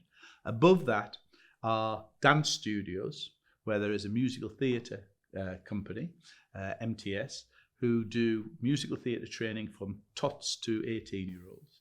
And that's from the firemen's living quarters, and their reading room, their smoking room, and their billiard room. That's now a dance studio. And then the top floor is the Northern Academy for Music Education. That's based there. So we've turned that bit into a cultural hub, if you want to call it. We then had to build the auditorium, which was essentially a car park, which I say was bombed in 1943, and it stayed as a car park for that period. And we went to Arts Council, put some money in ourselves, persuaded them to do it, and that was built 4 years later. It would have been a little bit quick if it hadn't been COVID, but we opened in December 2021. So we've had 2 years of the auditorium, and we've had 6-7 years of the actual fire station. And it is a fabulous venue. I've been to a couple of things there, and one of the things I love about it is you can go into what was the fire station, and you're surrounded by sort of memorabilia and helmets and fire buckets and things that were possibly there at the time, and have a fantastic meal, and then you go next door into the main auditorium, which is it's cosy. It's well, the issue we had obviously was it was a car park, so we had roads all the way around it. So it was I went to the architect and brought in a brilliant architect, same architect who did the Sage in Gateshead and also did the Live Works building, the Zero Lighter in Newcastle from London.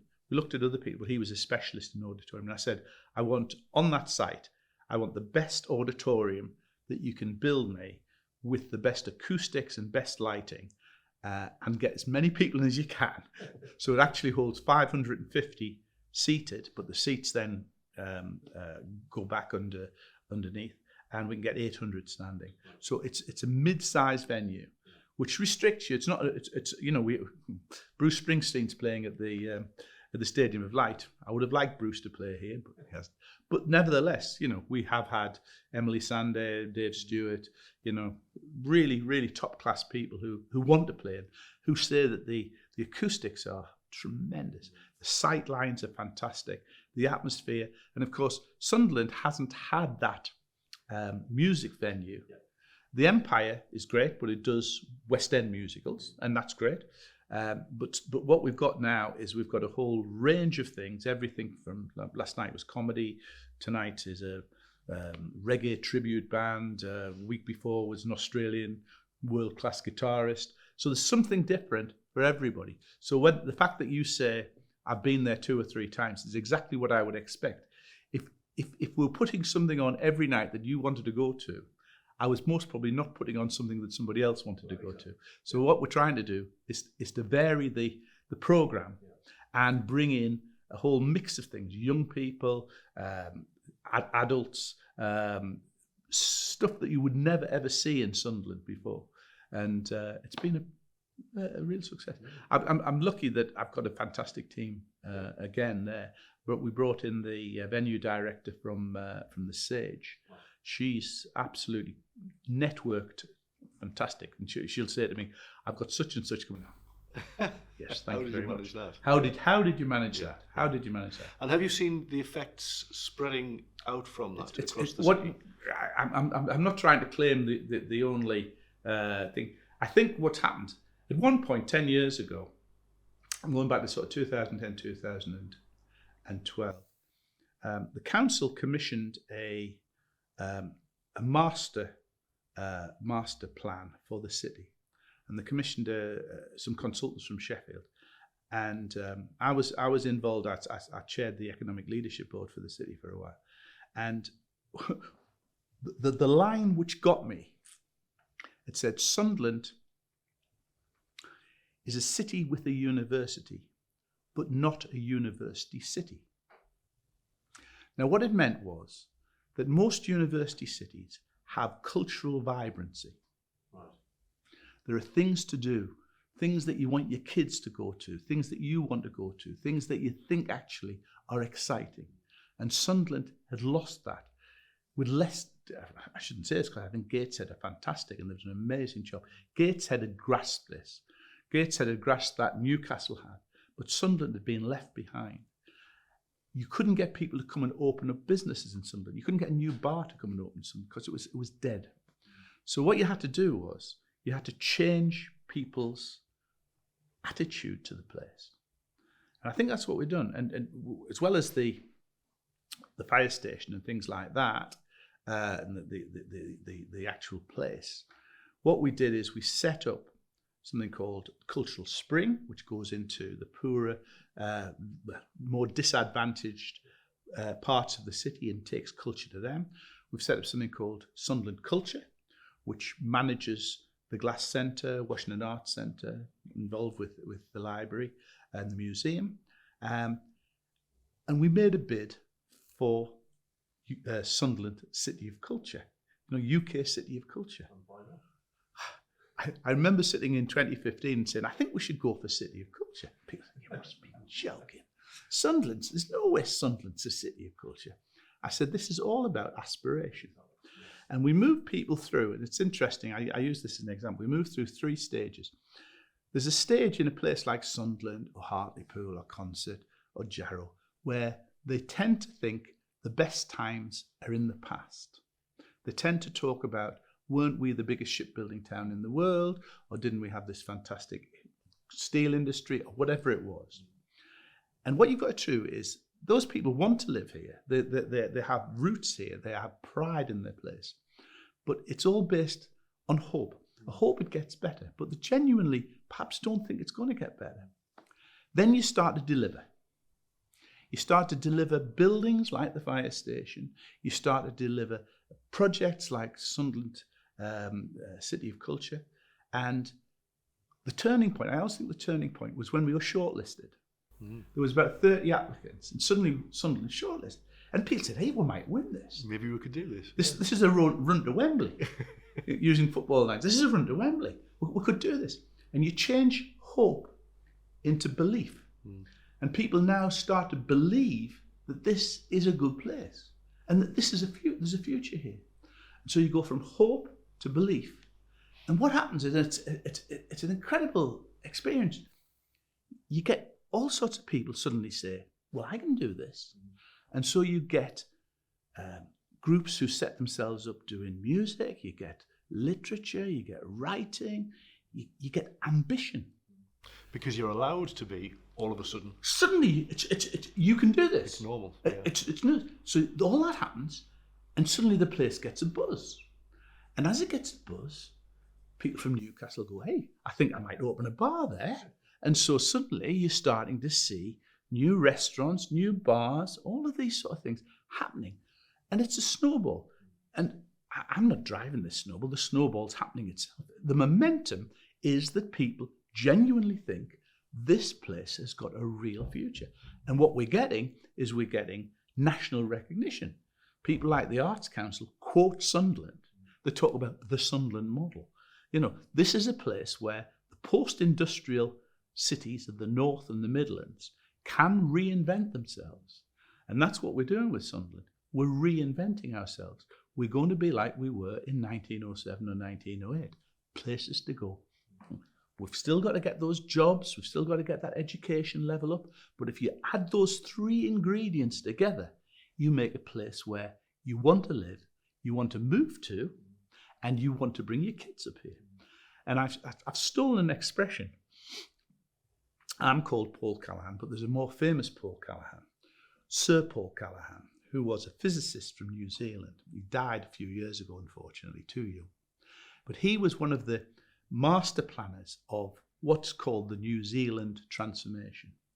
When I was in my 20s or 30s, New Zealand was regarded as a peripheral place which the economy was based on sheep and lamb and dairy. It was that place next to Australia. Australia. Now, New Zealand's hip. What you get in New Zealand is every kid who wants to go on a gap year, I'll go to New Zealand. You get all the technology, you get, let's make a film, let's go to New Zealand. The economy is transformed. And he coined a phrase, which I've stolen. He said, I want to make New Zealand a place where talent wants to live. And I say, let's make Sunderland a place where talent wants to live. Because once you can get people who are talented, whether it's talented in business, whether it's talented in education, whether it's talented in the creative arts, once they want to live here, because it's where the action is, then that's what happens. And then they want to build that place into what they want it to be. It's self-fulfilling. It happens. So the two projects we're on at the moment, which we've just got funding for one and we're just in the process of getting funding for the other. I'm no longer involved in One North East or the regional development, but I obviously, as an economist, I watch the indicators. The North East, as with many other of the regions, has suffered very badly over the last 10 years. And the thing that's got me most has been the rise in poverty. Recent Joseph Rowntree report says that there are 1 million kids in this country who are in poverty, 3 times more than there were in 2017. And the North East has had the highest rise in child poverty anywhere in the country. In 2015, 2016, 25% of our kids were regarded as living in poverty. Now we have nearly 40%.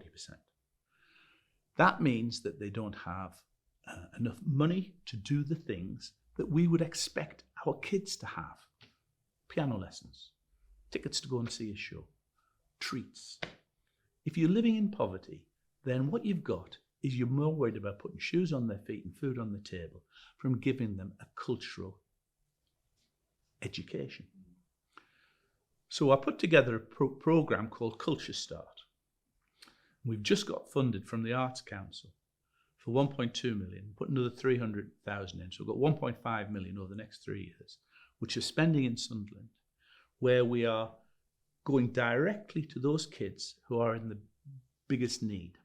That's kids who are in disadvantaged homes, who are carers, or who are in care. And what we're doing is between the ages of 3 and 4 and 11, we are putting activities on at the fire station and other places that they can go to on a Saturday morning, and they become part of the club, the Culture Club. Going back to domain names, I tried to register Culture Club. Somebody got it, I don't know who, but we registered Culture Start. So they become part. When you're 11, between the age of 11 and 18, we're not going to put stuff on for them because there's quite a lot of stuff going on. But they don't have the money to pay for the tuition fees. So we will give them sponsorship and scholarships so they can go and do piano lessons or then go and do drama or then do these sort of things. So suddenly that next generation, that generation of kids who would have been excluded from culture. And research says that if you're introduced to culture by the age of 7 or 8, you've got a 3 times more likely chance of going into higher education. Really? Now, part of that is because middle-class parents introduce themselves. But working class, the one thing that you've got to give people the chance to experience, whether it's children's theatre, whether it's music, whether it's being able to stand on a stage themselves, whether it's to sing or to dance. And this is the biggest grant that the Arts Council has given to any. It's under a programme called Place Partnership. And it's Sunderland Culture are going to run it for us. but there's the university, the college are involved. There's lots of the schools involved. That's going to start in Easter, and you're going to see those kids actually having a better chance of them. So that's one thing that's happening. And then the second thing, which we're going to launch later in the year, is called Sunderland Music City. Why not? Why not? I've already talked about setting up Sunderland Software City in 2007. And Software City was not a software company. It was a support for software companies. It was where you actually went for advice and help and mentorship, where they showed you how to raise money, they showed you how to develop, and where they put a flag down. I used to say, when we set it up, somebody said, why do you want to call it Sunderland Software City? Why do you just call it Software City? I said, because I want a flag in the ground so that when it's mentioned, people know where it is. And it's been a huge success. Software industry, loads more jobs. Now what we're going to do is the same thing for the music industry here in Sunderland. And you've got to think of Liverpool in the 60s, Manchester in the 80s, Glasgow in the 90s. What you do is you actually create an eco-structure, here to use that, ecosystem, where people believe that this is the place to make music, to see music, to perform music. And that's all sorts of music. It's not just the stuff we have at the fire station. It might be the choirs, it might be the school orchestra, it might be pop recs, it might be Bruce Springsteen at the stadium. Collectively, once you brand that, we're going to go for European Music City status. And what we will do is we will make this a place where talent wants to live. And that's going to launch later this year. Fantastic.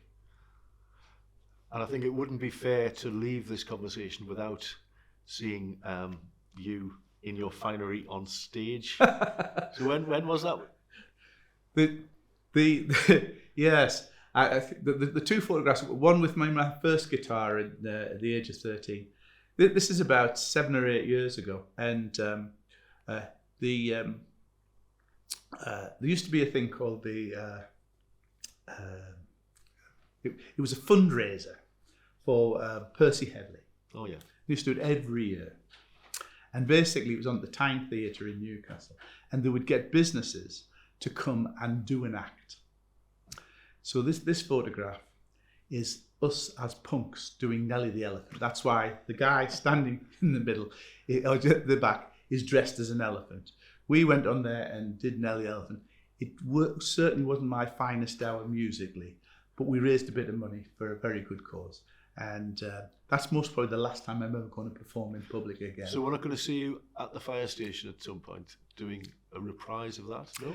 I think most probably not. I think my days have well gone past. I'm happy to watch Dave Stewart or my very good friends from the Future Heads actually doing it extremely well, and me being I've got to say the opening night we had the late poets Marty Longstaff, and he sang a song called Shipyards, which was the theme tune of the Netflix Sunderland Till I Die. Oh, yeah. And it's actually a song he dedicated to his grandfather, who was a shipyard worker. And the line is, hope that I'm making you proud. And I think that's what we're trying to do. Yeah. We're trying to make the people who came before proud, and we're trying to create a future for those people who are yet to come. And while we're doing it, we're making a good time for the people who are here now. Well, exactly, yeah. And you talked about those 3 pillars that are important, and there can't be many people who've seen such success in all 3 of those things as you have, in the world of business and in the world of education and now in the world of culture. Well, I think whatever field you're in, it is about seeing a direction, grasping opportunities, working hard. I mean, it's to be honest, none of these things, you get knocked back an awful lot. Dorothy sometimes says to me, what are you doing? It's 10 o'clock at night. I've got to get this spreadsheet done for in the morning. But if you do it, as I say, you're not alone. There are people who have like attitudes, similar attitudes, who will take the baton. And the momentum becomes almost unstoppable. And they did it in Gateshead. I think they did a fantastic job in Gateshead. You saw it in Newcastle 15, 20 years ago. We're doing it now here. And I hope that, well, I know people are coming to look at what we do here and say, can we replicate that in similar places? And of course you can. Of course you can. And Culture Start can be replicated. I'm trying to say, look, we'll do it in Sunderland first. It's not a lot of money. It's, you know, it's £1.5 million over 3 years. If we can do stuff, we will get to 8,000 or 9,000 kids in Sunderland in those 3 years. If you can do it here, why can't you do it in Preston or Bradford or wherever it is? It is all just about setting up and getting people who are committed to it and delivering. And of course, Newcastle has taken the baton and now they're converting their own fire station, perhaps inspired by... I've got good relationships with all of the Newcastle Council. You know, Nick Kemp's old friend, yes. No. What's been very exciting here in Sunderland is that over this period, over this 10 years, once we got that ball rolling, and I'm not saying it was just us, but you know, we played a little bit of part. Universities made a major part in this, the college and everybody else. You see the council starting to really put their back into this. You know, new railway stations, new city hall, and all sorts of things, new housing developments, which will really transform this place. I most probably won't be here to see it when it reaches, you know, the sort of success, the success point. You know, there are still disappointments. Marks and Spencer's closed. That's a real disappointment but that's really a reflection of how technology is changing people's buying habits. You know, so I base the regeneration of Sunderland.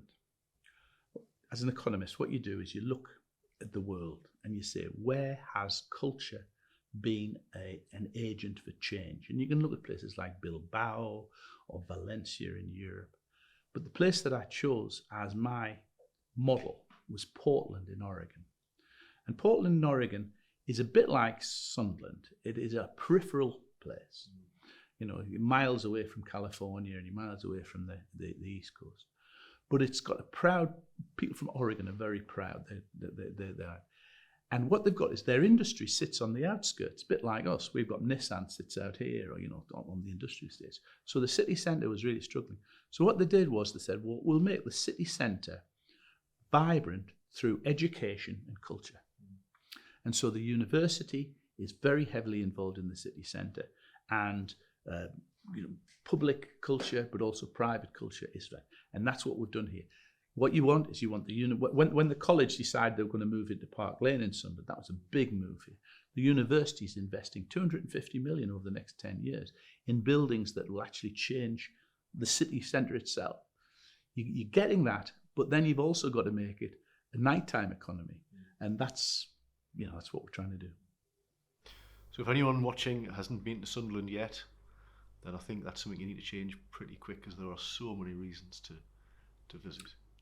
Please come, have a look at the firestation.org.uk, book online, new website this week, and you'll be very welcome. I mean, what's nice is before we built this, people would say, friends I've got, say from Newcastle, would say, I'm going to the Empire, where should I eat? And I would say, Jesmond. And I don't say that anymore. I say, eat in Sunderland. We've got some good restaurants. One of them is the Fire Station, but lots of other good restaurants. Come to Sunderland, whether you come to the Empire, whether you're coming to the stadium to see Bruce Springsteen, whether you're coming to Pop Rex or Peacock or Independent. Lots and lots of things happening here in Sunderland. And, you know, I'm getting to an age where I can sit back and let other people take the strain, but it's great to see. It is. So, yeah, if you haven't done it, don't leave it too long. Paul, it's been an amazing journey, and it's certainly not one that's over yet, and we look forward to hearing in due course what comes next. But thank you. My pleasure. My pleasure. Well, I hope you enjoyed that. But more importantly, I hope that you're going to come to Sunderland very soon. And do join me again for another episode of Northern Spotlights.